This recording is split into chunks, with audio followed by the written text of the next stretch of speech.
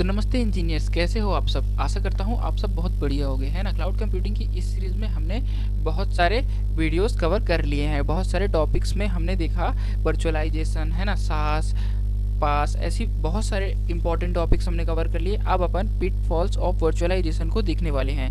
इसके अंदर पिटफॉल्स का क्या मतलब होता है? पिटफॉल्स का मतलब होता है लिमिटेशंस, है ना, ऐसी चीज़ें जो हानिकारक है ना, इसकी वर्चुअलाइजेशन में। तो ये देख लेते हैं। Virtualization offer many benefits but it's not without its challenges and potential pitfalls, है ना। तो नंबर 1 देख लेते हैं, परफॉर्मेंस ओवरहेड। इससे इसकी प्रॉब्लम जो है सबसे पहली क्या है? Performance overhead. Running multiple virtual machines on a single physical server can lead to performance overhead due to the additional layer of abstraction. This overhead can impact the performance of applications running within virtual machines। मतलब कि इसके अंदर क्या होता है कि एक ही system के अंदर बहुत सारे मल्टीपल वर्चुअल मशीन, है ना, एक ही फिजिकल सर्वर के अंदर जब अपन लाते हैं तो इसकी वजह से क्या होता है, एक परफॉर्मेंस ओवरहेड की प्रॉब्लम आती है।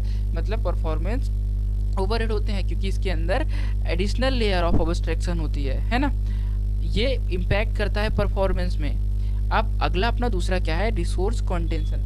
रिसोर्स कंटेंशन क्या होता है? When virtual machine compete for the same physical resources, है ना, सीपीयू, मेमोरी, डिस्क, आईओ, है ना, resources contention can occur leading to performance degradation for some और all of the virtual machine. मतलब कि व्हेन मल्टीपल वर्चुअल मशीन, है ना, compete करती हैं किस चीज़ के लिए? एक ही फिजिकल रिसोर्स। जैसे आपका फिजिकल कंप्यूटर है ना, एक कंप्यूटर आपके पास है, उसके अंदर कई वर्चुअल कंप्यूटर आपने ले रखे हैं। अब वो वर्चुअल कंप्यूटर, वर्चुअल मशीन, सबको एक ही सीपीयू मिल रहा है आपका, जिन पे ये रन हो रहे हैं, एक ही मेमोरी, एक ही डिस्क मिल रहा है ना, आपका तो एक ही है। यहाँ पे आप इनकी वर्चुअल को रन कर रहे हैं, तो ये सब compete करते हैं। तो इसकी वजह से क्या होता है कि परफॉर्मेंस डिग्रेशन हो जाता है ना। अब अगला क्या है? Security risk. सिक्योरिटी रिस्क कैसे होता है ये समझ लेते हैं। वर्चुअलाइजेशन इंट्रोड्यूस न्यू अटैक, है ना, surfaces and security risks. vulnerabilities in the hypervisor or multi configurations of virtual machines can potentially expose sensitive data or compromise the security of the entire virtualization infrastructure। इससे क्या समझ में आ रहा है कि virtualisation में क्या होता है कि अपन हाइपरवाइजर एप्लीकेशन इंस्टॉल करते हैं, है ना, ताकि अपन कनेक्ट कर पाए वर्चुअल सर्विसेज को, है ना, वर्चुअली जैसे अपन कनेक्ट कर पाए वर्चुअल मशीन्स को, वर्चुअल स्टोरेज, वर्चुअल रैम्स को, है ना। तो अपन हाइपरवाइजर का यूज़ करते हैं। या फिर इसमें भी दिक्कत हो सकती है, हाइपरवाइजर में भी, है ना। या फिर दिक्कत हो सकती है मिस कॉन्फ़िगरेशन में। जो आप वर्चुअल मशीन्स अपने सिस्टम पे लाओगे तो उसकी कॉन्फ़िगरेशन यदि आप ठीक से नहीं कर सकते हो तो पोटेंशियली एक्सपोज सेंसिटिव डेटा, है ना, और compromise the security of the entire virtual infrastructure. समझ गए। अब अगला है complexity. Managing a virtualized environment can be complex. एक वर्चुअलाइज्ड इन्वायरमेंट मैनेज करना कॉम्प्लेक्स काम है ना, especially as the number of virtual machine and host grows. जब आप वर्चुअल मशीन, ज़्यादा वर्चुअल मशीन नंबर में ज़्यादा लोगे, है ना, ज़्यादा काउंट के वर्चुअल मशीन लोगे और होस्ट ज़्यादा रहेंगे तो क्या होगा, ये और कॉम्प्लेक्स हो जाएगा। Task such as resource allocation, monitoring and troubleshooting can become challenging without proper management tool and expertise, है ना। तो टास्क बहुत ज़्यादा और चैलेंजेस बन जाएगा, है ना। इसके अंदर मॉनिटरिंग चैलेंजेस हो जाएगी, ट्रबल शूटिंग, है ना, बिना एक्सपर्टीज़ के ये सारी चीज़ें, मैनेजमेंट टूल्स और एक्सपर्टीज़ के बिना ये सब चैलेंजेस हो जाएगा। अब अगला क्या है? Licensing cost. अब लाइसेंसिंग कॉस्ट में क्या है? Virtualization software often comes with licensing cost and managing licenses for multiple virtual machines, है ना, can add up quickly especially in large scale deployment. इसका मतलब क्या है कि इसके अंदर आप अलग अलग मल्टीपल वर्चुअल मशीन्स, है ना, लेते हैं तो इनके आपको लाइसेंस भी लेने पड़ते हैं, है ना, मैनेजिंग लाइसेंस।